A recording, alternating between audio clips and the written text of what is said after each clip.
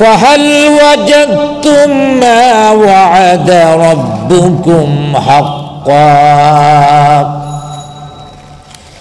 ঈমানদাররা বলবেন, হ্যাঁ জাহান্নামীরা, আমাদের সাথে আল্লাহর কৃত ওয়াদা আল্লাহ পাক পূর্ণ করেছেন।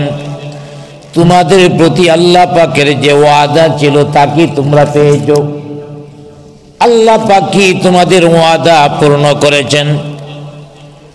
কাফের বেঈমানদের প্রতি আল্লাহর ওয়াদা কি?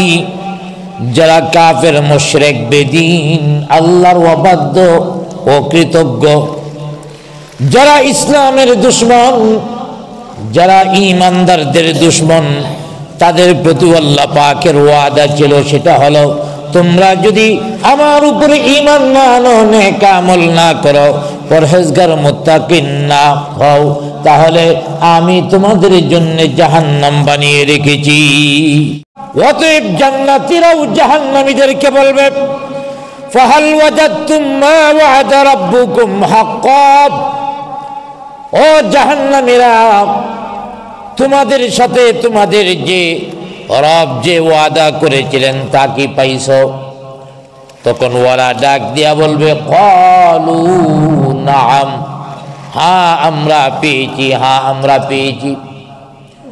অর্থাৎ জাহান্নামীরা বলবে, তোমাদের কথা না মানার কারণে, তোমাদের দিক নির্দেশনা না মানার কারণে, আল্লাহর সাথে দুশমনী করার কারণে, নবীর আদর্শের বিরোধী কাজ করার কারণে আজকে আমরা ধরা হয়ে গেছি, আজকে আমরা বিপদগ্রস্ত হয়ে গেছি। আলহামদুলিল্লাহি নাহমাদুহু ওয়া নাস্তাঈনুহু ওয়া নাস্তাগফিরুহু ওয়া নু'মিনু বিহি ওয়া নাতাওয়াক্কালু আলাইহি ওয়া নাউযু বিল্লাহি মিন শুরুরি আনফুসিনা ওয়া মিন সাইয়্যাতি আ'মালিনা।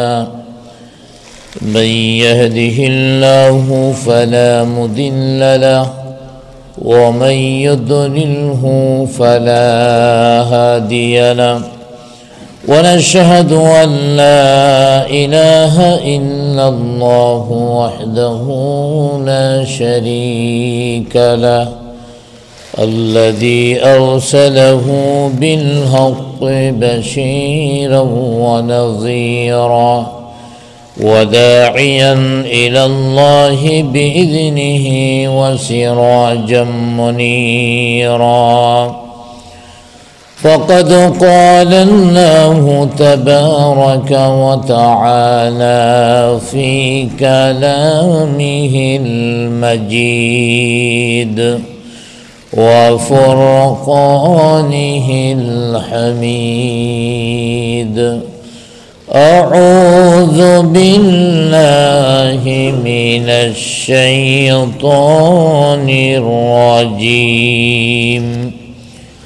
بسم الله الرحمن الرحيم. ونادى أصحاب الجنة أصحاب النار أن قد وجدنا ما وعدنا ربنا حقا فهل وجدتم ما وعد ربكم حقا؟ قالوا نعم. فأذن مؤذن بينهم اللعنة الله على الظالمين الذين يصدون عن سبيل الله ويبغونها عوجا وهم بالآخرة كافرون. وبينهما حجاب وعلى الأعراف رجال يعرفون رجال يعرفون كلا بسيماهم ونادوا أصحاب الجنة أن سلام عليكم لم يدخلوها وهم يطمعون وإذا صرفت أبصارهم تلقاء أصحاب النار قالوا ربنا لا تجعلنا مع القوم الظالمين وقال تعالى في شان حبيبه إن الله وملائكته يصلون على النبي يا أيها الذين آمنوا صلوا عليه وسلموا تسليما بلغ العنا بكماله كشف الدجى بجماله حسنت جميع خصاله صلوا عليه সবাই মহব্বতের সাথে পড়ি লা ইলাহা ইল্লাল্লাহ লা ইলাহা ইল্লাল্লাহ লা ইলাহা ইল্লাল্লাহ লা ইলাহা ইল্লাল্লাহ লা ইলাহা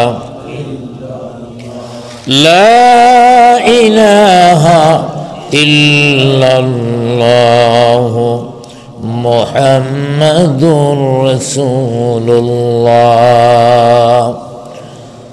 সাল্লাল্লাহু আলাইহি ওয়াসাল্লাম। মুআজ্জাজ মুকাররম হযরত মুসল্লিয়ান কিরাম, প্রথমেই আল্লাহ সুবহানাহু তাআলার অসংখ্য অগণিত শুকর আদায় করি, যিনি আমাদেরকে বিভিন্ন ফিতনা ফাসাদ থেকে মুক্ত করে, বিভিন্ন ব্যস্ততা থেকে মুক্ত করে আল্লাহর কালাম থেকে আলোচনা শোনার জন্যে আল্লাহর ঘরে বসতে পেরেছি। আল্লাহর শুকর আদায় করি, সকলে একবার বলি আলহামদুলিল্লাহ।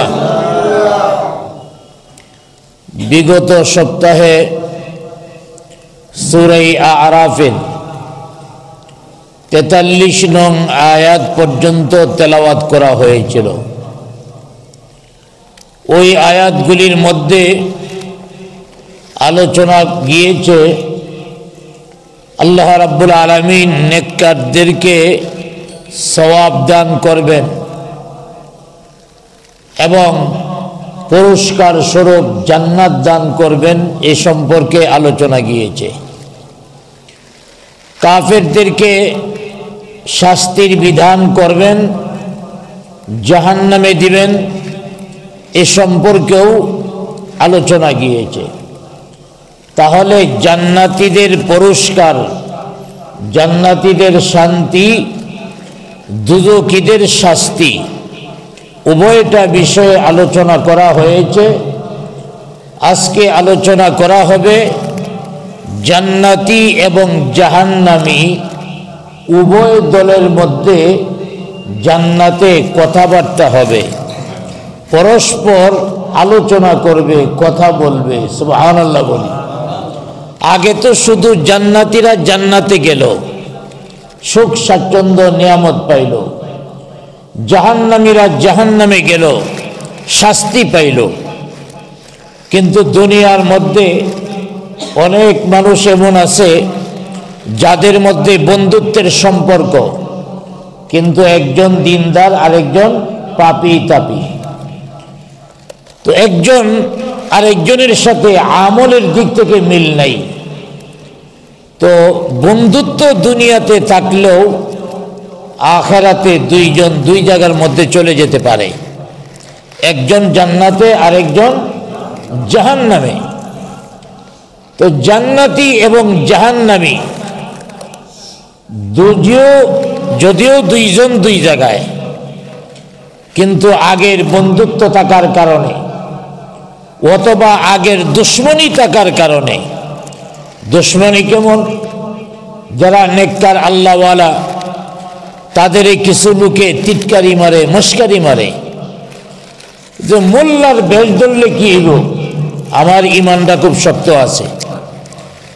এমন রড সিমেন্ট দিয়ে বান্ধান নিয়ে ইমানদার আছে না বাংলাদেশে?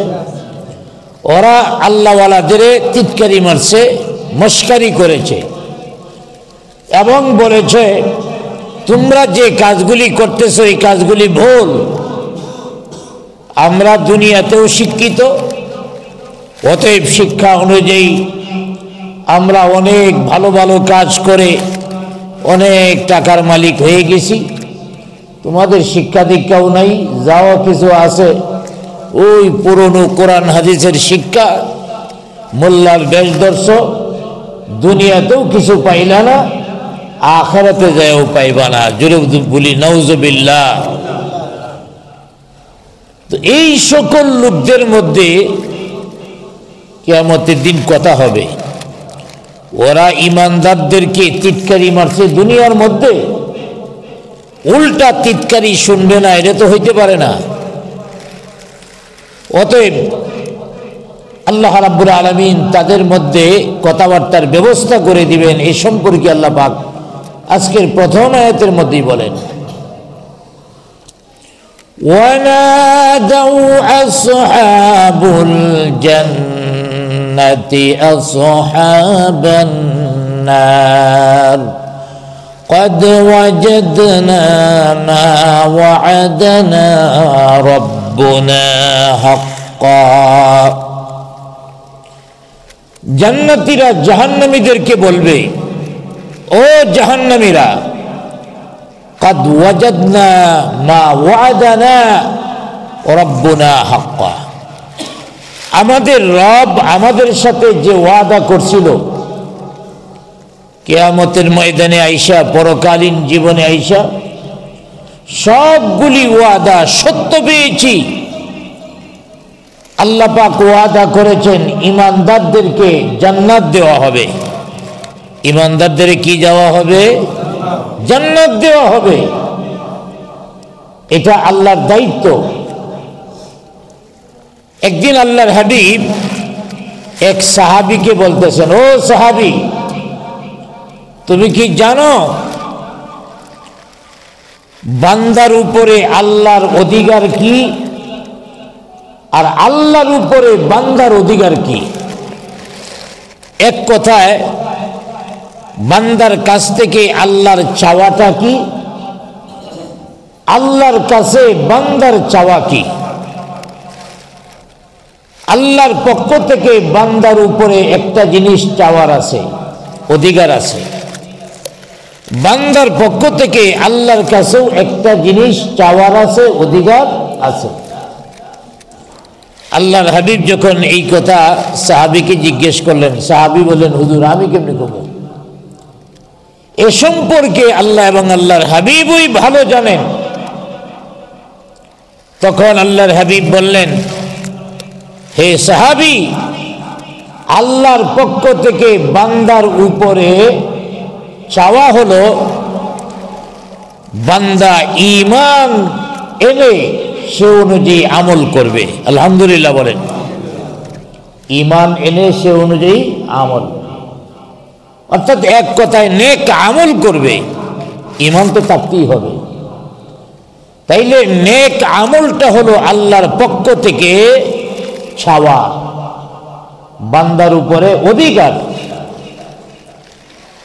আর বান্দার অধিকার হলো, বান্দার ছাওয়া আল্লাহর উপরে হলো, যেহেতু বান্দা নেক আমল করছে, এখন আল্লাহর দায়িত্ব কর্তব্য হইল এই বান্দারে জান্নাত দিয়া দেওয়া। সুবহানাল্লাহ বলি। যেহেতু আল্লাহর অধিকার বান্দা পালন করছে, নেক আমল করছে, এখন বান্দার অধিকার হলো আল্লাহ রাব্বুল আলামিন তাকে জান্নাত দিয়ে দিবে। তাইলে আমাদেরকে অর্থাৎ ঈমানদার নেক আমলওয়ালাকে জান্নাত দেওয়াটা আল্লাহর দায়িত্ব, নিজে দায়িত্ব নিয়ে নিছেন। অতএব ঈমানদারদেরকে আল্লাহ পাক পরকালীন জীবনে জান্নাতে দিবেন।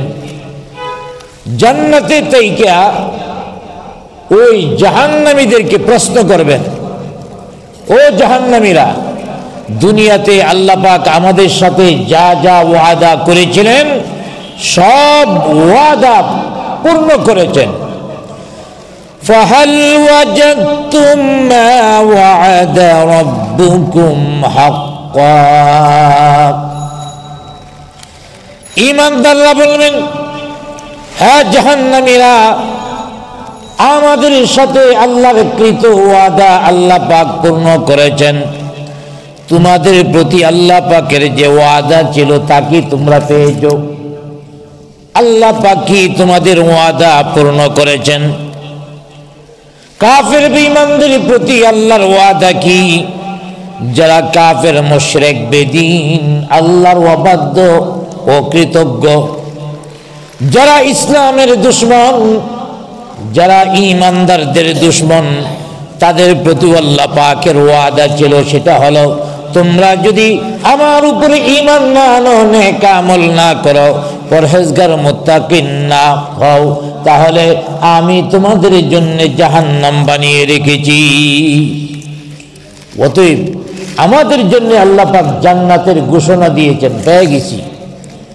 আল্লাহর সব ওয়াদা পরিপূর্ণভাবে পেয়েছি। এখন তোমরা কি তোমাদের পাওনাটা পাইছো? আল্লাহ পাক কি তোমাদের সাথে ওয়াদা ঠিক রাখছে? এটা কি এদের সাথে সুন্দর কথা না বিদ্রোহ করা? জুড়ে বলেন কোনটা? অর্থাৎ একজনে একটা ব্যবসা করছে, আরেকজনে কইছে ভাই ব্যবসাটা করো না, এরপরও ব্যবসা করছে, করে লস খাইছে, একেবারে লাভ আর চালান সব চলে গেছে। এমন হয় না মাঝে মাঝে? তখন যে লোকে না করছিল হ্যাঁ বলতেছে, ভাই লাভ কেমন হইল? এই কথাটা শুনলে কি হের খুশি হবে না জ্বালা বাড়বে?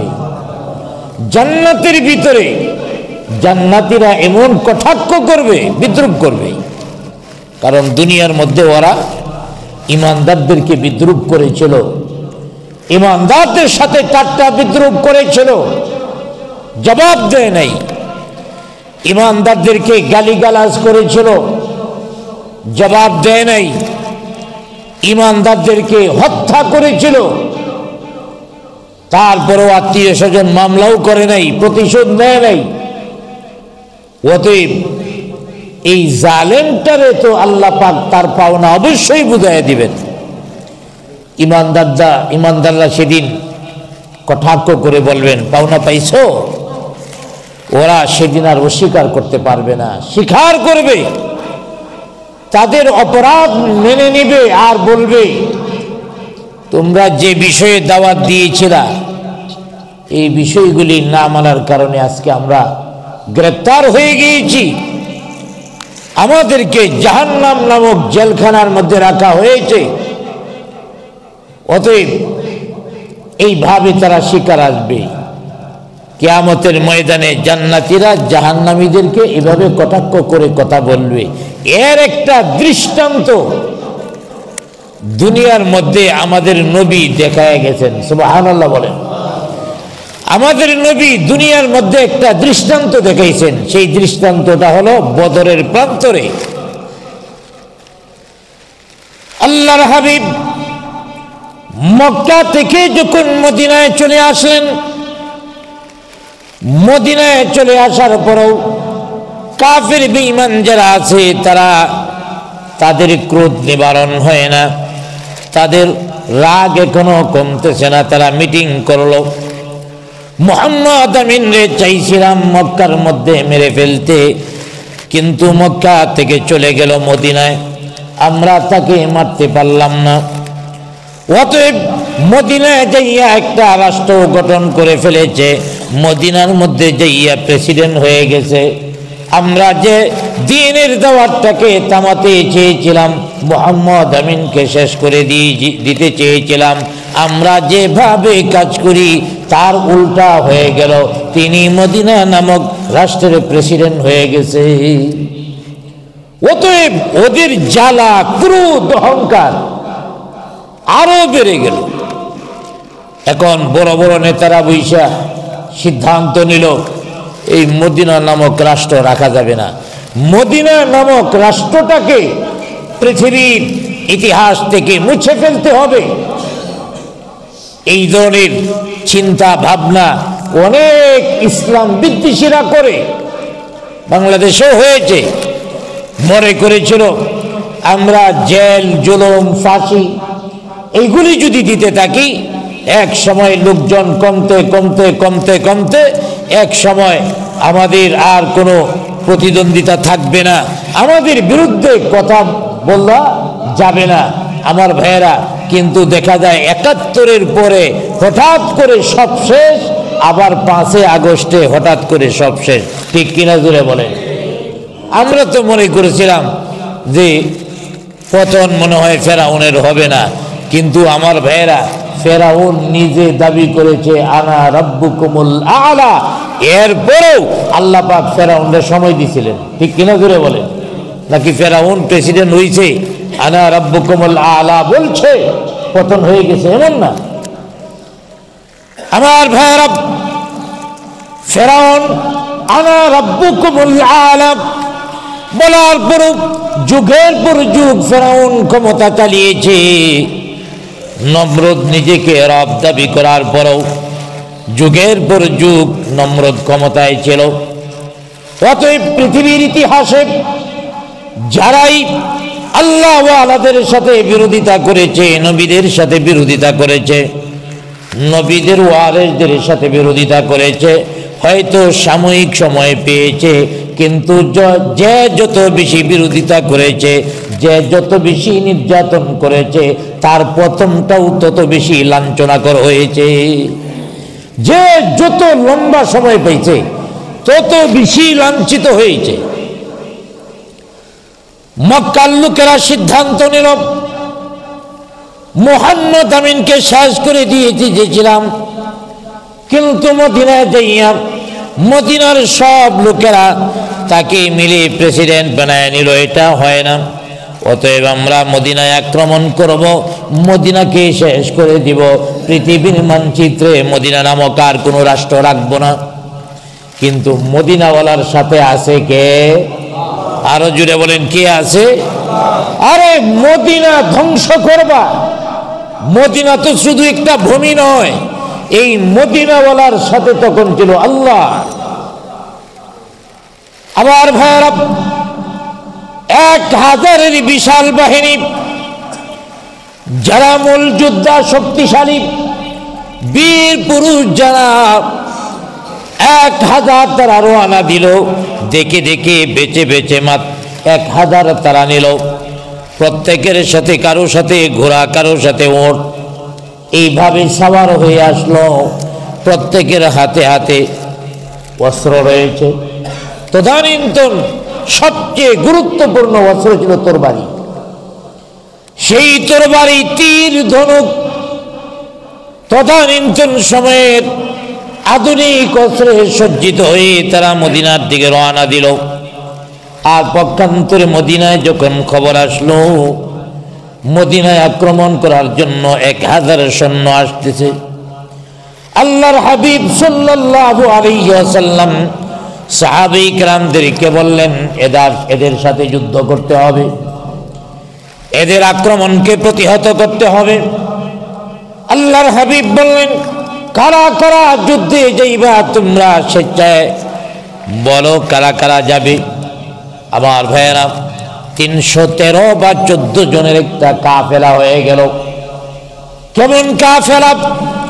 যে লোকগুলি খাবারের কারণে, অনাহারের কারণে তাদের শরীরের হাড়গুলি ভেসে গেছে, শরীরে শক্তি নাই, যাদের সাথে ঘোড়া নাই, যাদের সাথে ওট নাই, যাদের সাথে অস্ত্র নাই, এই অস্ত্র ছাড়া খালি হাতে কারো সাথে সাধারণ ডাল রয়েছে, ঘোড়া ছাড়া পদাতিক বাহিনী, এইভাবে 1000 তদানীন্তন সময়ের অস্ত্রে সজ্জিত বাহিনীর বিরুদ্ধে যুদ্ধ করবে। যেমন অনেকেই অবাক হয়ে যায়, ভারত যদি আক্রমণ করে আমরা কিভাবে প্রতিহত করব। অনেকেই অবাক হয়ে যায়। আমার ভাইয়েরা, তদানীন্তন সময়ে মদিনার তুলনায় ওই ভারতটা ছিল বর্তমান ভারতের মতো নয়। আমার ভাইয়েরা, মদিনার তুলনায় মক্কা ছিল আমেরিকার সমান শক্তিশালী। আমেরিকার যেমন শক্তি, মদিনার তুলনায় মক্কার শক্তিটা এমনই। কিন্তু মুসলমানেরা সারেন্ডার করেনি, বরং মুসলমানেরা বলল তারা 1000 কেন, পৃথিবীর যত আধুনিক অস্ত্র নিয়ে আসুক, যতক্ষণ পর্যন্ত জীবন থাকে আমাদের নবী অর্ডার দিবেন, ততক্ষণ পর্যন্ত আমরা যুদ্ধ করে যাব, রক্ত দিয়ে যাব। বদরের প্রান্তরে হাজির হয়ে গেল কাফের বেঈমানেরা আসলো। আরেক দিক থেকে মুসলমানদের বাহিনী, যুদ্ধ শুরু হয়ে গেল। আমার ভাইয়েরা, যুদ্ধ শুরু হওয়ার পরে আল্লাহর হাবিব একবার তাকায় দেখেন, আর মুসলমানদের দেখা যায় না। চোখের পানি ছেড়ে দিয়া 2টা হাত উপরের দিকে উঠায়া ডাক দিয়া বলে, আল্লাহ, এই 313 জন মুসলমান বানাতে আমার অনেক পরিশ্রম হয়েছে, অনেক কষ্ট হয়েছে। তারা যদি সবাই শহীদ হয়ে যায়, দ্বীনের দাওয়াত কারাতে দিবি, তুমি সাহায্য করো। আল্লাহর সাহায্য এমন আসলো, আমার ভাইয়েরা, এই 313 জন নিরস্ত্র মানুষ 1000-এর বিশাল বাহিনী, এই বাহিনীর উপরে জয়ী হয়ে গেলেন। শুধু জয় হয়েছেন এমন নয়, আল্লাহর হাবিব বলেছেন বদরের যুদ্ধে কাফের বেঈমানদের থেকে 70 জন মরেছে, নিহত হয়েছে। কয়জন? 1000-এর মধ্যে 70 জন মরছে, আরো 70 জনকে গ্রেফতার করা হয়েছে। সামান্য একটু চিন্তা করেন, 313 জন মানুষ 1000-এর বিরুদ্ধে, তাও অস্ত্রধারী মানুষের বিরুদ্ধে যুদ্ধ করে বিজয় অর্জন করেছে, 70 জনকে নিহত করেছে এবং 70 জনকে গ্রেফতার করেছে। 70 জনকে হত্যা করে একটা গর্তের ভিতরে তাদেরকে নিক্ষেপ করা হলো। সেই গর্তের ভিতরে নিক্ষেপ করে গর্তের পারে আল্লাহর হাবিব দাঁড়ালেন। আল্লাহর হাবিব দাঁড়ায় একটা বক্তৃতা দিলেন, যা কিয়ামতের ময়দানে জান্নাতীরা জাহান্নামীদের সাথে কথা বলবে। এই কথাটা আল্লাহর হাবিব আরো 1500 বছর আগে ওই মদিনায় উহুদে বদরের প্রান্তরে বলেছিলেন। বদরের প্রান্তরে 70,000 লোকদেরকে যে গর্তে ফেরা হয়েছিল, ওই গর্তের পারে দাঁড়ায়া বলেছিলেন, হাল ওয়াজাদতুম মা ওয়া'আদা রাব্বুকুম হাক্কান। আল্লাহর হাবিব বলেছিলেন, আমাদের রব আমাদেরকে যে ওয়াদা দিয়েছেন সেই ওয়াদা আমাদের সাথে পুরা করেছেন। আল্লাহর হাবিব বিভিন্ন কাফেরদের নাম বলে বলে ডাকতে থাকবেন, তারপরে বক্তব্যের মধ্যে বলবেন। আল্লাহর হাবিব ডাক দিয়া বলবেন, হে আবু জাহেল ইবনে হিশাম, উতবা ইবনে রাবিয়া, শাইবা ইবনে রাবিয়া, মক্কার বড় বড় নেতা যারা বদরের যুদ্ধে এসেছিল, আইসা মাইর খায়া মরছে, আবু জাহেল নিহত হয়েছে। এইভাবে আবু জাহেলের বাপের নাম ছিল হিশাম, এই জন্য বলা হয় আবু জাহেল ইবনে হিশাম। তারপরে উতবা ইবনে রাবিয়া, শাইবা ইবনে রাবিয়া, এই দুইটাও বড় নেতা। আবু জাহেল সহ এই 3টা বড় নেতাও নিহত হয়েছে। তখন আল্লাহর হাবিব ডাক দিয়া বললেন, হাল ওয়াজাদতুম মা ওয়া'আদা রাব্বুকুম হাক্কা। তোমরা কি তোমাদের রব থেকে তোমাদের পাওনা বুঝে পাইছো? তোমরা তো আমাদের মিথ্যাবাদী বলতা। অতএব তোমাদের রবের পক্ষ থেকে তোমরা কি তোমাদের পাওনা পাইছো? ফাইন্নী ওয়াজাদতু মা ওয়া'আদানি রাব্বি হাক্কা। আল্লাহর হাবিব বললেন, হ্যাঁ, আমরা আমাদের রবের পক্ষ থেকে আমাদের ওয়াদা পেয়ে গেছি। অর্থাৎ দ্বীনের জন্য যারা মন প্রাণ উজাড় করে আল্লাহর জন্য জিহাদের ময়দানে নেমে যাবে, আল্লাহ পাক তাদের বিজয় দান করবেন আর তাদেরকে পরাজয় দান করবেন। অতএব আমাদের বিজয় আমরা পেয়ে গেছি, আর তোমরা তোমাদের পরাজয় পেয়ে গেছো কিনা বলো। আর আখিরাতের দিকে যদি চিন্তা করি, আল্লাহর হাবিব বুঝাই দিছেন, ডাক দিয়া বলতেছেন, ও আবু জাহেল, এখন তো তোমার মৃত্যু হয়ে গেছে, আমরা হকের উপরে আছি কিনা তোমার ভালো বুঝে আসছে। ও সাইবা, ও উতবা, এখন তো পরকালীন জীবনে চলে গেছো, তোমাদের মরণ হয়ে গেছে। অতএব তোমরা প্রকৃত সত্যটা দেখতেছো, তোমাদের কি হয়েছে, তোমাদের রব তোমাদের পাওনা দিবেন কিনা একটু চিন্তা করে বলো। তাহলে আল্লাহর হাবিব জান্নাতের ভিতরে পরকালীন জীবনে যে কথা হবে, আরো 1500 বছর আগে ওই বদরের প্রান্তরে কাফেরদেরকে লক্ষ্য করে আল্লাহর হাবিব যে কথাগুলি বলেছেন, এই কথার সাথে আল্লাহর কথা আর নবীজির বক্তব্য মিলে গেছে। জুড়ে বলি সুবহানাল্লাহ। আবার ভাইরা, অতএব জান্নাতীরাও জাহান্নামীদেরকে বলবে, ফাহাল ওয়াজাদতুম মা ওয়া'আদা রাব্বুকুম হাক্কান। ও জাহান্নামীরা, তোমাদের সাথে তোমাদের যে রব যে ওয়াদা করেছিলেন তা কি পাইছো? তখন ওরা ডাক দিয়া বলবে, ক্বালু নাআম, হ্যাঁ আমরা পেয়েছি, হ্যাঁ আমরা পেয়েছি। অর্থাৎ জাহান্নামীরা বলবে, তোমাদের কথা না মানার কারণে, তোমাদের দিক নির্দেশনা না মানার কারণে, আল্লাহর সাথে দুশমনী করার কারণে, নবীর আদর্শের বিরোধী কাজ করার কারণে আজকে আমরা ধরা হয়ে গেছি, আজকে আমরা বিপদগ্রস্ত হয়ে গেছি। আমার ভাইরা, এই বিষয়টাই আল্লাহ পাক অন্য সূরা সফফার মধ্যে আরো পরিষ্কার ভাবে উল্লেখ করে দিয়েছেন, জান্নাতি জাহান্নামী কিভাবে কথা বলবে। আল্লাহ পাক বলেন, ফাত্তালাআ ফারাআহু ফি সাওয়াইল জাহিম ক্বালা তাল্লাহি ইন কিত্তা লাতুরদিন। আবার ভাইরা, সূরা সফফার মধ্যে আল্লাহ পাক বলেন, দুইজন লোক, তাদের ভিতরে বন্ধুত্ব ছিল, খুব গভীর বন্ধুত্ব দুনিয়ার মধ্যে ছিল, কিন্তু একজন জান্নাতে গেছে আর একজন জাহান্নামে গেছে। জান্নাতের বন্ধুটা জাহান্নামী বন্ধুরে খুঁজতেছে, কোথায় জানি আছে, আমার বন্ধুরে যদি দেখতে পারতাম। অতএব আখিরাতেও যার সাথে আপনার গভীর বন্ধুত্ব থাকে, আপনি আপনার বন্ধুকে দেখতে চাইলে দেখতে পারবেন, তবে যদি ভালো পরিবেশে থাকে ভালো পরিবেশে দেখবেন, আর খারাপ পরিবেশে থাকলে খারাপ পরিবেশে দেখবেন। অতএব এই দুইজন বন্ধুর মধ্যে জান্নাতি বন্ধু অনুসন্ধান করতে থাকবে, খুঁজতে থাকবে, আমার বন্ধু কোথায়। আল্লাহ পাক বলেন, ফাত্তালাআ, অতঃপর জান্নাতি বন্ধু অনুসন্ধান করবে, ফারাআহু, অতঃপর তার বন্ধুকে দেখতে পারবে, ফি সাওয়াইল জাহিম, জাহান্নামের মাঝখানে। কোথায় দেখবে?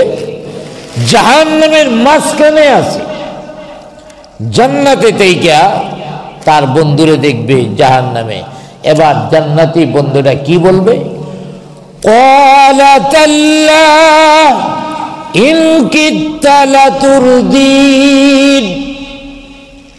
জান্নাতি লোকটা বলবে, হে হতভাগা, তুমিও তো চেয়েছিলে আমাকে তোমার মতো ধ্বংস করতে। অতএব তুমিও তো আমাকে বেঈমান বানাইতে চাইছিলে, তুমিও তো আমাকে পাপী বানাইতে চাইছিলে, তুমিও তো আমাকে তোমার মতো পথহারা গোমরাহ বানাতে চাইছিলে, কিন্তু পারো নাই।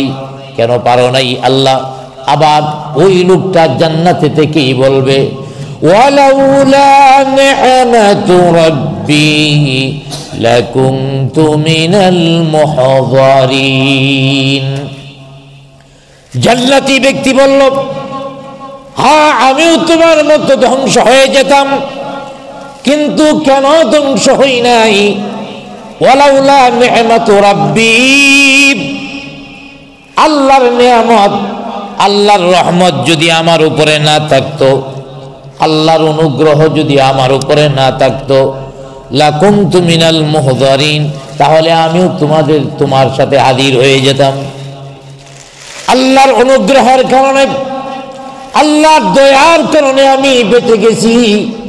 আল্লাহ পাক অনুগ্রহ করে তোমার আদর্শ থেকে আমাকে আলাদা করে আমাকে ঈমানদার বানাইছেন, নেক আমলওয়ালা বানাইছেন। এই অনুগ্রহটা কার? আল্লাহ তাআলার অনুগ্রহ ছাড়া পারা যায় না। এই জন্যে আল্লাহ রাব্বুল আলামিনের প্রতি সব সময় নেক আমল করে করে দোয়া করতে হবে, আল্লাহ তোমার অনুগ্রহশীল বান্দা বানায় দাও, তোমার অনুগ্রহ আমার প্রতি বাড়ায় দাও। আবার ভাইরা, জান্নাতি লোকটা যখন জাহান্নামীকে দেখে এই কথাটা বলবে, আরে দুর্ভাগ্য, তুমিও তো চাইছিলে তোমার মতো আমারে বানায় নিতে, আল্লাহর অনুগ্রহ না থাকলে আমি এমন হয়ে যেতাম। আমার ভাইয়েরা, তখন আল্লাহর পক্ষ থেকে একজন ঘোষক ঘোষণা করবে। আল্লাহর পক্ষ থেকে ঘোষক যিনি থাকবেন অবশ্যই তিনি একজন ফেরেশতা। আল্লাহর পক্ষ থেকে যিনি ঘোষক ফেরেশতা ঘোষণা করবে, ফাআযানা মুআযযিনুন বাইনাহুম। আমার ভাইয়েরা, একজন ঘোষণা করবে, একজন ঘোষণাকারী ঘোষণা করবে, একজন ঘোষণা করবে। কি ঘোষণাটা? ফাআযানা মুআযযিনুন, ঘোষণাকারী ঘোষণা করবে যে আল্লা'নাতুল্লাহি আলায যালিমিন। ফাআযানা মুআযযিনুন বাইনাহুম, তাদের উভয়ের মধ্যে একজন ঘোষণাকারী ঘোষণা করবে। কি ঘোষণা করবে? যার যার পাওনা তোমাদের বুঝাইয়া দেওয়া হয়েছে, তবে ওই যে জাহান্নামের মাঝখানে এদের ব্যাপারে ওই ঘোষণাকারী বলবে আল্লা'নাতুল্লাহি আলায যালিমিন, আল্লাহ পাক জালেমদের উপরে অভিশাপ নাযিল করো। কার জন্য এই বদদুয়া করবে? জাহান্নামীদের জন্য ফেরেশতা এই বদদুয়া করবে। এই বদদুয়া কেন করবে? আল্লাহ পাক ওদেরকে জাহান্নামে কেন দিবে? ফেরেশতা কেন বদদুয়া করবে? এর পরের আয়াতের মধ্যে, অর্থাৎ ৪৫ নং আয়াতের মধ্যে আল্লাহ রাব্বুল আলামিন স্পষ্ট বলে দিয়েছেন। আমার ভাইয়েরা, আজকে তো ৪৪ নং আয়াত থেকে শুরু করেছি। ৪৫ নং আয়াতের মধ্যে আল্লাহ পাক আবার বলেছেন কেন তাদের উপরে অভিসম্বাদ হবে, কেন তাদেরকে জাহান্নামে দেওয়া হবে। আগের আয়াতে তো সর্বশেষ বলা হয়েছে তাদের উপরে অভিশাপ, আর ৪৫ নং আয়াতের মধ্যে বলতেছেন কেন অভিশাপ। আল্লাযীনা ইয়াসুদ্দুনা আন সাবিলিল্লাহ, এক নম্বর হলো এই জন্য তাদেরকে জাহান্নামে দেওয়া হয়েছে, তাদের উপরে অভিশাপ করা হচ্ছে। এক নম্বর হলো মানুষদেরকে আল্লাহর পথে বাধা দিত, নিজেরাও আল্লাহর বিধান মানত না, আবার আল্লাহর পথে মানুষদের বাধা দেয়, আল্লাহর পথে মানুষদেরকে বাধা দেয়, এমন আছে না নাই? কোরআনের কথা হতে দেয় না, কোরআনের মাহফিল হতে দেয় না, তাও আল্লাহর পথে বাধা দান করা, কোরআনের বিধানের কথা বলতে দেওয়া হয় না। কানে কানে যায় বলে হুজুর রাজনৈতিক কথা বললেন না, অর্থাৎ কোরআন যে বিধানের কথা বলা হয়েছে এই কথা বলা যাবে না। রাজনীতি বলতে কি বোঝায়? কোরআনই শাসন কায়েম করতে হবে, ওই কথাটা বলা যাবে না। আবার ভারত যেমনি ভাবি মাহফিল কমিটি কানে কানে এ কথা বলে, আবার মসজিদ কমিটিও কানে কানে একই কথা বলে, হুজুর ওই কথাগুলি বললেন না। আবার ভাইয়েরা, কেন? আল্লাহর বিধান কায়েম করা হবে আল্লাহর জমিনের মধ্যে, আল্লাহর জমিনের মধ্যে আল্লাহর বিধান কায়েম করা হবে, এটা বলতে দিচ্ছেন না। এর মতো বড় জালেম আর কিছু হতে পারে না, ঠিক কিনা জোরে বলেন? কারণ এই জমির আল্লাহর, মানুষও আল্লাহর, সব কিছু আল্লাহর। আল্লাহর জমিনে আল্লাহর বিধান আপনি কায়েম করতে দিবেন না। আপনি ওই কালমার্সের বিধান নিয়ে চলবেন, আপনি মাও সেতুঙ্গের বিধান নিয়ে চলবেন, লেনিনের বিধান অনুযায়ী চলবেন, অসুবিধা নাই। আর আল্লাহর জমিনে আল্লাহর আইনের কথা বলা যাবে না। আপনার মাও সেতুং পৃথিবীতে কি সৃষ্টি করেছে, আপনার লেনিন পৃথিবীতে কি সৃষ্টি করেছে, আপনার স্টেলিং পৃথিবীতে কি সৃষ্টি করেছে? কিছুই তো সৃষ্টি করতে পারে নাই। তাহলে যে আল্লাহ সব কিছু সৃষ্টি করলেন, এই আল্লাহর বিধানের পক্ষে কথা বলা যাবে না, এটা আপনি বলেন। তাহলে আল্লাহ পাক এই কথাটাই বলছে, ওরা কি করছে? নিজেরা তো মানেই নাই, আল্লাহর বিধান মানেই নাই। যারা বিধান মানছে অথবা মানতে চেয়েছে, মানার কথা বলেছে, ওদের থামায় দেওয়া হতো, ওদেরকে এটা করতে দেওয়া হতো না। এটা হলো বাধা। অতএব ওরা জাহান্নামে যাবে। আল্লাহর তৈরি ঘোষক তাদের জন্য গজবের দোয়া করবে, লানতের দোয়া করবে। এক নম্বর কারণ হলো তারা নিজেরা আল্লাহকে মানে নাই, আল্লাহর পথে মানুষদের বাধা দিয়েছে। আর দ্বিতীয় নম্বর হলো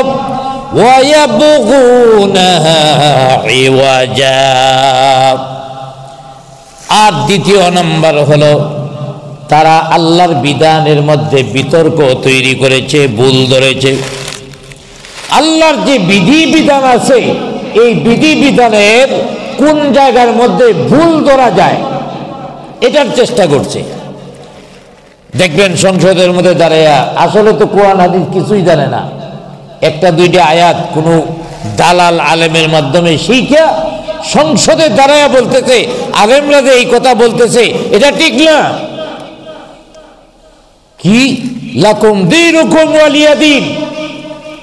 আল্লাহ পাক, তাও আল্লাহ পাক বলেছেন, ওরা সংসদের মধ্যে দাঁড়ায় দাঁড়ায় বলে লাকুম দীনুকুম ওয়ালিয়া দীন, তোমাদের দিন তোমাদের জন্য, আমাদের দিন আমাদের জন্য। অতএব এনে আমরা কেন ইসলামী হুকুমত কায়েমের জন্য চেষ্টা করব? আপনার ভাই আপনি চলেন, আমার ভাই আমি চলি। হ্যাঁ, এবাদত হইল আল্লাহর ঘর, মসজিদের মধ্যে বুঝে বুঝা তসবিহ জপবেন, ওটা সংসদে যাবেন কেন ওইটা নিয়ে? আল্লাহর নবী তো মদিনা নামক রাষ্ট্র গড়ছেন, সংসদের প্রধান আল্লাহর নবী ছিলেন।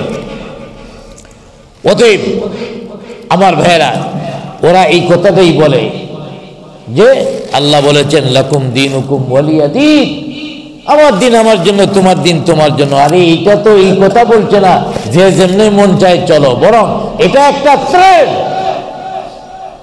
কেউ যদি কারোর সাথে ঝগড়া হয়, ঠিক আছে তোর পথ তুই দেখ, আমার পথ আমি দেখি, এর মানে কি এনেই শেষ হয়ে গেল না? পরে আরো কিছু আছে, এর মানে পরে তোরে দেখাবো, থ্রেড।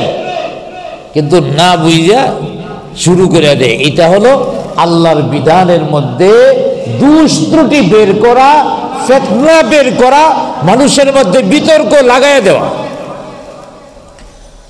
আবার ভাইরা, কাফের বেঈমানদেরকে জাহান্নামের মধ্যে দেওয়া হবে। এক নম্বর, নিজেরা আল্লাহর বিধান মানে নাই, যারা বিধান মেনেছে তাদের বাধা দিয়েছে। আর দ্বিতীয় নম্বর, আল্লাহর বিধানের মধ্যে বিভিন্ন ধরনের ফিতনা তৈরি করেছে, ভুল ভ্রান্তি বের করার জন্য চেষ্টা করেছে। আর তৃতীয় নম্বর, ওয়াহুম বিল আখিরাতি কাফিরুন। আর তৃতীয় নম্বর হলো তারা পরকালীন জীবনকে বিশ্বাস করে নাই। পরকালকে যদি কেউ বিশ্বাস করে তাহলে বেঈমান হতে পারে না। পরকালকে যদি বিশ্বাস করে এই লোকটা ঈমানদার হয়ে যাবে। পরকালকে বিশ্বাস করলে বেঈমান হতে পারে না।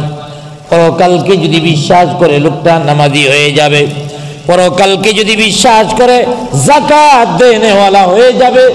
পরকালকে যদি বিশ্বাস করে তাহলে রোজাদার হয়ে যাবে। পরকালকে যদি বিশ্বাস করে ধনী হলে হজ করবে। পরকালীন জীবনকে যদি বিশ্বাস করে মিথ্যা বলবে না, চুরি করবে না, দুর্নীতি করবে না। অর্থাৎ এই দুনিয়াটাকে লোকেরা আসল জীবন মনে করে আখিরাতকে ভুলে গিয়েছে। এই দুনিয়ার জীবনটাকেই সব কিছু মনে করেছে। ওরা আখিরাতকে ভুলে গিয়েছে, আখিরাতকে অস্বীকার করেছে। এই জন্যে তারা জাহান্নামে এবং ফেরেশতাও তাদের জন্য বদদুয়া করবে। অতএব এদের জন্য জাহান্নাম এবং ফেরেশতারাও বদদুয়া করবে। এরপরের আয়াতে 26 নং আয়াতের মধ্যে আল্লাহ পাক আরেকটু এই জান্নাতি জাহান্নামী আলোচনার আরেকটু চিত্র তুলে ধরছেন।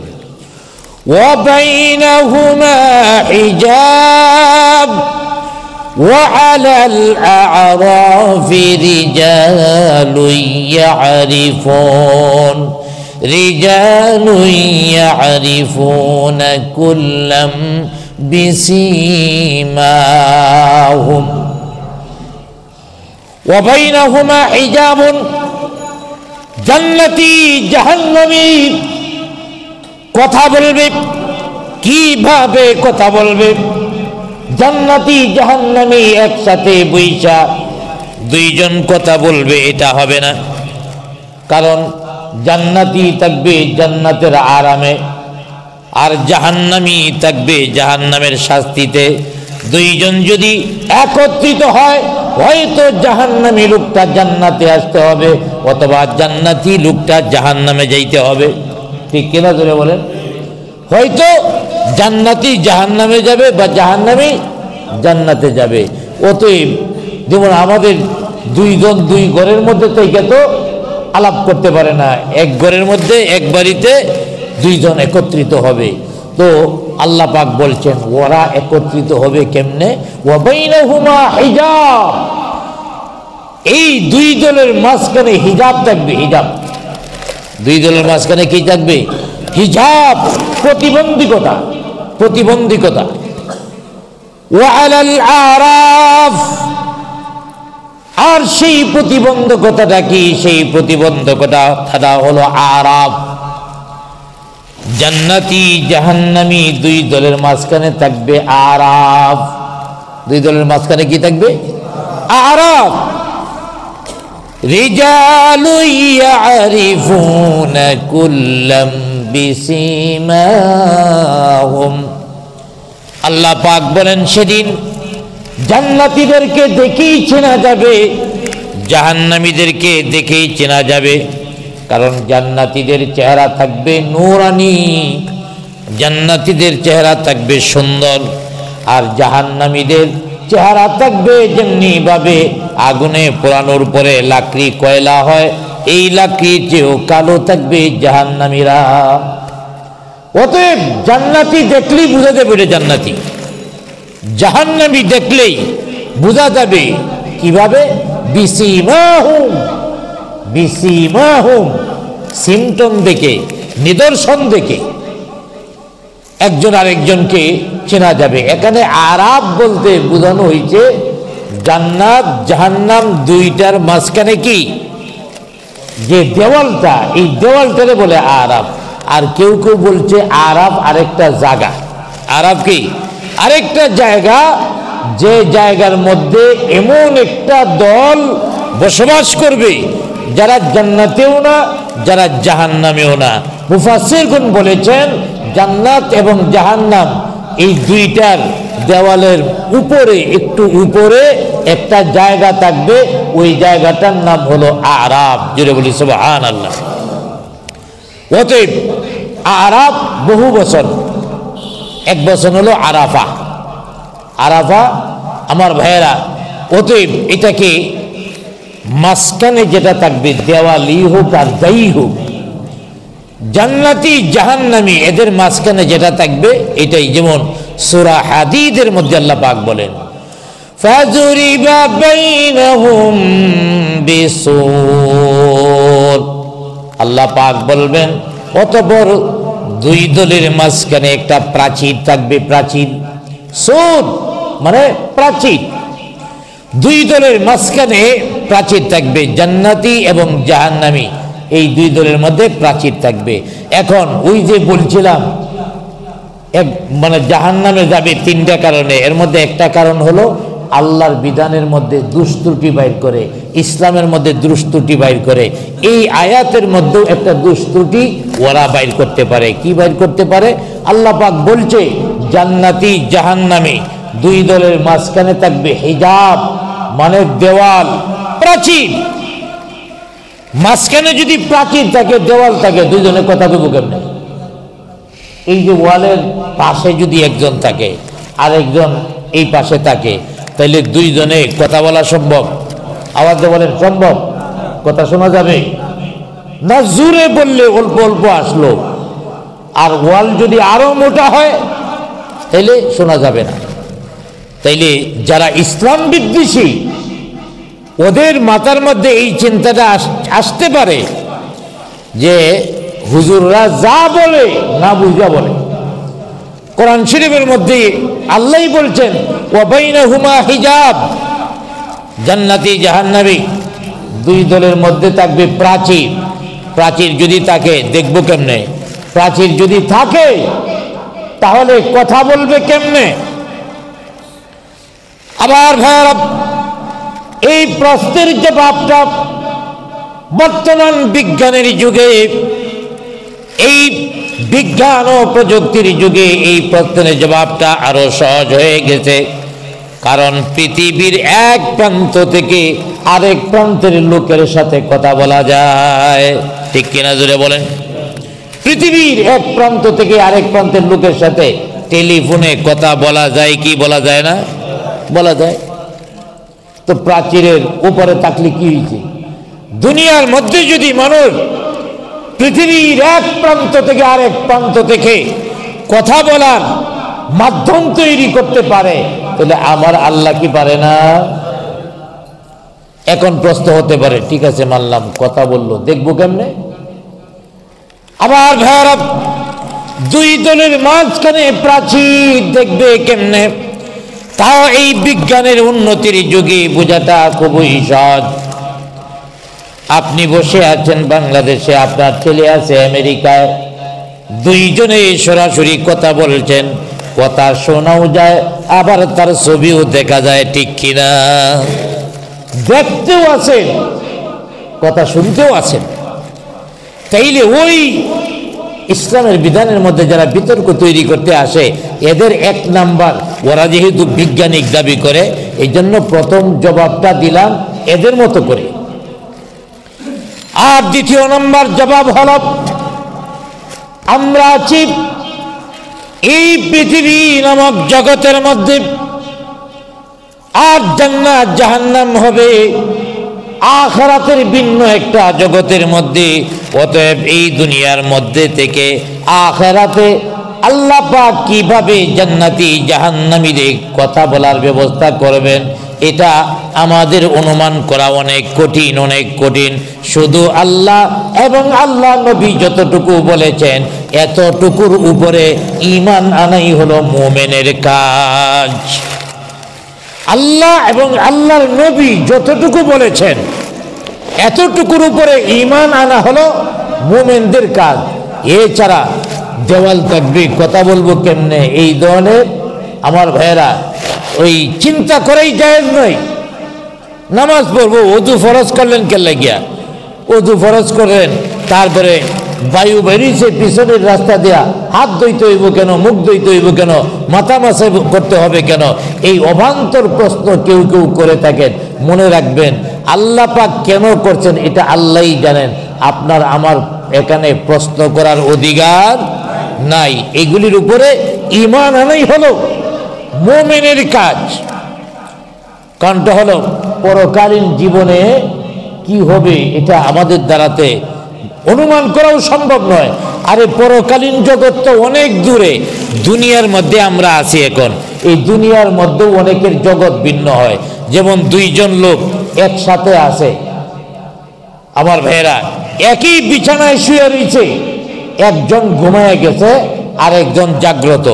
জাগ্রত যে লোকটা আছে তার জগৎ একটা, যিনি ঘুমিয়ে আছে তার জগৎ আরেকটা। অথচ দুইজন একসাথে, দুইজনের জগতের মধ্যে কতটা ভিন্নতা দেখেন। যে ঘুমায় গেছে সে স্বপ্ন দেখছে। কি স্বপ্ন? বিমানে ওইটা আমেরিকা চলে গেছে, আমেরিকায় যায়া ভালো একটা চাকরি পেয়েছে, তারপরে আমেরিকান সাদা চামড়াওয়ালির সাথে সম্পর্ক হয়ে গেল, বিবাহ হয়ে গেল, এইভাবে জীবনযাপন করতেছে। বাচ্চা হয়ে গেছে 60টা, স্বপ্ন যুগে বাচ্চা 8টা হইলে কোনো অসুবিধা আছে? তো 4 বাচ্চার বাবা হয়ে গেছে। জামাই বউ দুইজনে লাগছে ঝগড়া, লাইগিয়া বউয়ে দিছে ছড়, এক তাপ্পর খায়া বেড়ায় ঘুম থেকে উঠে গেছে, ঘুম ভাঙে গেছে। ঘুম ভাঙছে কেমনে? তাপ্পর খায়া, তাপ্পরও স্বপ্ন যুগে। ঘুম ভাঙার পরে লগেরটারে কয়, কিরে আমি তো আমেরিকায় গেছিলাম। লগেরটাকে মগার করে, মগা তুই না এতক্ষণ ঘুমাইলি? আমেরিকা গেলে কোন সময়? কয় না আমেরিকা গেছি, শুধু আমেরিকা যাই নাই, আমেরিকান মেয়েরে বিয়াও করছি, তারপরে 4টা বাচ্চা হইছে। তো কয় আইলে গেল লাগে, কয় আইতাম না, তাপ্পর খাইয়া আইছি। আমার ভাইয়েরা, ওই যে আমেরিকা গেছে, বিমানে উঠছে স্বপ্ন যুগে, এটা ঠিক কি ঠিক না? সব ঠিক আছে, কিন্তু সাথে শুয়ে আছে, ওই বিমানে উঠতেছে, আমেরিকায় যাইতেছে, বাচ্চা পয়দা করতেছে, কিছুই জানে না, সাথে শুয়ে থেকে। তাইলে আপনি আপনার পাশে একটা লোকরে রাইখা তার জগৎরে যদি আপনি বুঝতে না পারেন, এই দুনিয়ার মধ্যে থেকে আখিরাতের জগৎরে কেমনে বুঝবেন? অতএব আখিরাতের জগতে কি হবে এটা আল্লাহ পাকই ভালো জানেন। অতএব আমাদের আল্লাহ এবং আল্লাহ নবী যতটুকু জানাইছেন এতটুকুর উপরে সন্তুষ্ট থাকবো, এর বাহিরে আমরা চিন্তা করব না, প্রশ্ন করব না। রাজি আছেন? এটাই হলো ঈমান। আমার ভাইয়েরা, অতএব আমি আলোচনা করতেছিলাম যে জান্নাতি জাহান্নামী দুইজনের মাঝখানে আরাফ, সেই আরাফ সম্পর্কে বলা হয়েছে যে আল আরাফ, এখানে বলা হয়েছে এটা হলো বহু বচন। আরাফা হলো এক বচন, উঁচু জমিনকে বলা হয় আরাফ। অতএব এই উঁচু স্থান, জান্নাত এবং জাহান্নামের মাঝখানে উঁচু স্থান হলো আরাফ। আল্লামা সুদ্দী রহমাতুল্লাহ আলাইহি বলেন, এই আরাফটা আলাদা একটা স্থান, এই আরাফটা আলাদা একটা স্থান। এই স্থানটা কেমন? এর মধ্যে এই স্থান সম্পর্কে কয়েকজন সাহাবী, হযরতে হুযায়ফা রাদিয়াল্লাহু তাআলা আনহু, আব্দুল্লাহ ইবনে আব্বাস রাদিয়াল্লাহু তাআলা আনহু, আব্দুল্লাহ ইবনে মাসউদ রাদিয়াল্লাহু তাআলা আনহু প্রমুখ সাহাবে কেরাম বলেছেন যে কিয়ামতের দিন আল্লাহ পাক নেকি বদির ওজন করবেন। যাদের নেকি বেশি তারা ডাইরেক্ট কোথায় যাবে? নেকি বেশি থাকলে কই যাইব? আরো জোরে, কোথায়? নেকি বেশি থাকলে জান্নাতে চলে যাবে। আর যদি গুনাহ বেশি থাকে কোথায় যাবে? জাহান্নামে। একজনে বলছিল জাহান্নামে ইমানদাররা যাবে না, জাহান্নামে গেলে কেউ আর বেরিয়ে পারবে না। অবশ্যই বের হবে। তো গুনাহগার অথচ ইমানদার লোকটা যাইবে কোথায়? গুনাহ বেশি থাকার কারণে জাহান্নামে। এখন এই মাপের মধ্যে এমনও তো হইতে পারে নেকি আর বদি সমান সমান হইতে পারে কি পারে না? এখন তারে কই দিব? তারে জান্নাতে দিবে নাকি জাহান্নামে দিবে? উভয় তো ওজনের উভয় দিক থেকে সমান সমান। সেই সাহাবী কেরাম বলেন, আল্লাহর হাবিব সাল্লাল্লাহু আলাইহি ওয়াসাল্লাম বলেছেন যখন নেকি বদি সমান সমান হয়ে যায় এই লোকটাকে জাহান্নামে দেওয়া হয় না, এই জন্যে তার নেকি আছে। আবার জান্নাতের মধ্যেও দেওয়া হয় না, কারণ তার বড় বড় গুনাহ আছে না নাই? আবার ভাইরা, এই লোকটাকে কোথায় রাখা হবে? আল্লাহর হাবিব বলেন এই লোকটাকেও আরাফ নামক জায়গার মধ্যে রাখা হবে। কোথায় রাখা হবে? আরাফ। অতএব আরাফের মধ্যে এই লোকটা থেকে যাবে। এইভাবে আমার ভাইয়েরা, নেকি এবং আমল সমান সমান হলে লোকটাকে আরাফের মধ্যে রেখে যাবে। আরেকটা বর্ণনা আছে, রাসূল আকরাম সাল্লাল্লাহু আলাইহি ওয়াসাল্লাম আরেকটা বর্ণনার মধ্যে বলেন আরাফে ওই সমস্ত লোকে যাবে যে লোকগুলি ছিল অনেক আমলওয়ালা, পরহেজগার, মুত্তাকি। আবার আরেক দিক থেকে আমার ভাইয়েরা, এই লোকটা জিহাদের জন্য যখন আহ্বান আসলো, কাফের বেঈমানদের বিরুদ্ধে জিহাদ করতে হবে, ওই জিহাদে রওনা করছে, কিন্তু মা বাপ পিছনে থেকে কাঁদছে আর বলছে বাবারে যাইস না, আমরা বুড়া মানুষ, তুই যদি চলে যাস আমাদের কে দেখাশোনা করবে, আমাদের সেবা কে করবে, যাইস না। এরপরেও তার স্পিড, মনে রাখবেন মা বাবারে রাইখা, মা বাবা যদি নিষেধ করে, ফরজ ছিল জিহাদ, জিহাদও যাওয়া এখন ফরজ না, তাইলে মা বাবার খেদমত গুরুত্বটা কতটুকু চিন্তা করেন। বুড়া হইলে মা বাবা তো মা বাবারে আর মূল্যায়ন করে না, অনেকেই ধমকায় কথা বলে, কারণ এখন ও কিছু হয়ে গেছে, বাবায় স্বাভাবিকভাবে কথা বলে না, পোলায় কি মনে করে, ধমক মারে কিনা, এমন যেন না হয়। পালা উফেও, আমার ভাইয়েরা, উফ শব্দ যেন বাবা মা না বলে এইভাবে আচরণ করতে হবে। অতএব আল্লাহর হাবিব বলেন মা বাবা বারবার বারবার নিষেধ করছে,